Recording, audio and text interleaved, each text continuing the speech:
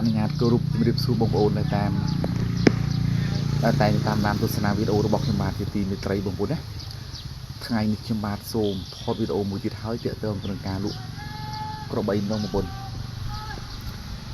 ទាក់ទងទៅនឹងការលក់ក្របីពេលនេះគឺជាប្រភេទក្របីមេបងប្អូនណាគឺជាប្រភេទក្របីមេបងប្អូនព្រឹកមេសាច់ធាត់គួរសមបងប្អូន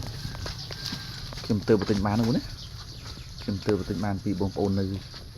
ចិត្តផ្ទះទេហើយសម្រាប់តម្លៃក្បីនេះគឺមិនថ្លៃទេបងប្អូនណាតម្លៃគឺមិនថ្លៃទេគឺត្រឹមតែ2លាន7សែនទេបងប្អូនមានតម្រូវការគឺបងប្អូនអាចទាក់ទងលេខទូរស័ព្ទរបស់ខ្ញុំបាន